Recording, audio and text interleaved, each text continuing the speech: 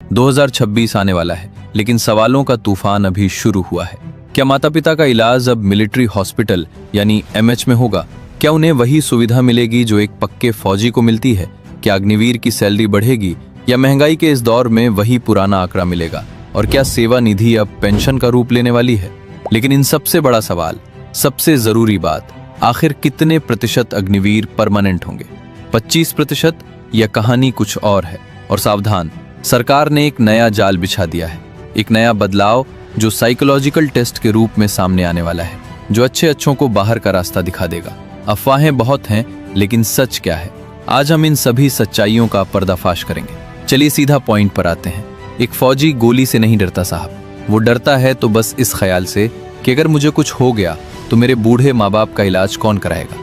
पुरानी अग्निपथ योजना का सबसे क्रूर सच यही था कि फौजी देश की रक्षा करे, लेकिन उसके परिवार को हॉस्पिटल की एंट्री तक नहीं।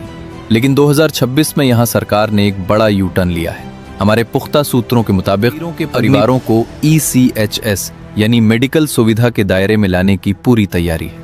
यानी 2026 से अग्निवीर के माता पिता, पत्नी और बच्चों को भी मिलिट्री हॉस्पिटल में इलाज का हक मिलेगा।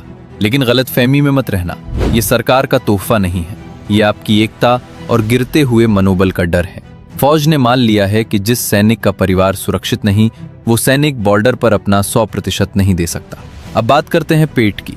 देशभक्ति अपनी जगह है, लेकिन घर चलाने के लिए पैसा चाहिए। अभी पहले साल में कट पिट कर हाथ में क्या आता है? सिर्फ 21,000 रुपए। आज की महंगाई में ये रकम एक मजाक है। 2026 के लिए राहत की खबर ये है कि इन हैंड सैलरी में 3,000 से 5,000 रुपए की सीधी बढ़ोतरी तय है। यानी जो मैसेज पहले 21,000 का आता था, वो अब 24,000 से 26,000 रुपए तक हो सकता है। लेकिन खुद से पूछिए, क्या 4-5 हजार एक्स्ट्रा मिल जाने से 4 साल बाद की बेरोजगारी का डर खत्म हो जाएगा? सबसे बड़ी खबर सेवा निधि पैकेज पर है। चर्चा है कि 11 लाख के पैकेज को अब ग्रेच्युटी या किसी बड़े फंड में बदला जा सकता है। सरकार को डर है कि अगर युवा खाली हाथ लौटा तो 2026 में विद्रोह होगा।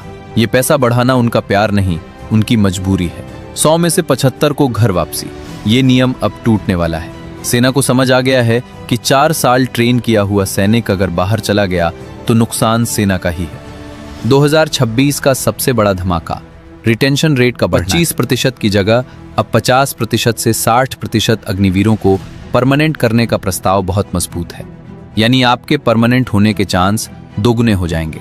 लेकिन खुश मत होइए, इसके लिए 39, 36 और 25 का कड़ा फॉर्मूला बनाया गया है। ध्यान से सुनिए, 39% नंबर आपकी ड्यूटी के, 36% आपके फिजिकल और फायरिंग टेस्ट के और 25% आखिरी एग्जाम के। सिफारिश नहीं चलेगी। 2026 में सिर्फ वही टिकेगा जो हर रोज खुद को साबित करेगा। ये कंपटीशन भाई को भाई से लड़वा देगा। भीड़ कम करने के लिए सरकार ने एंट्री गेट पर पहरा बढ़ा दिया है। 2026 की भर्तियों में 2 नए जाल बिछाए गए हैं ताकि छटनी करना आसान हो। पहला है साइकोलॉजिकल टेस्ट। फिजिकल पास करने के बाद अब आपके दिमाग का टेस्ट होगा। 15 मिनट में मशीन तय करेगी कि आप फौजी बनने लायक हैं या नहीं। गांव के सीधे सादे लड़कों को बाहर करने का ये सबसे आसान तरीका है। दूसरा है टाइपिंग टेस्ट। अगर आप क्लर्क बनना चाहते हैं तो अब रेस के साथ टाइपिंग भी जरूरी है। अगर पहले से कंप्यूटर नहीं सीखा तो वर्दी का सपना गेट पर ही दम तोड़ देगा। तो दोस्तों, सच आपके सामने है। 2026 में सैलरी थोड़ी बढ़ेगी, परिवार को दवा मिलेगी और परमानेंट होने बढ़ेंगे। लेकिन याद रखना, ये पक्की भर्ती नहीं है, ये सिर्फ घाव पर मलाई लगाने की कोशिश है। ये बदलाव इसलिए हो रहे हैं क्योंकि अंदर ही अंदर वो भी जानते हैं कि ये योजना गलत थी। अगर हम अब चुप बैठ गए तो वो समझेंगे कि हम इतने में ही मान गए। हमें ये टुकड़े नहीं, पूरा सम्मान और पक्की वर्दी चाहिए। अगली वीडियो में हम बात करेंगे कि कैसे हम एकजुट होकर अपनी बात रख सकते हैं।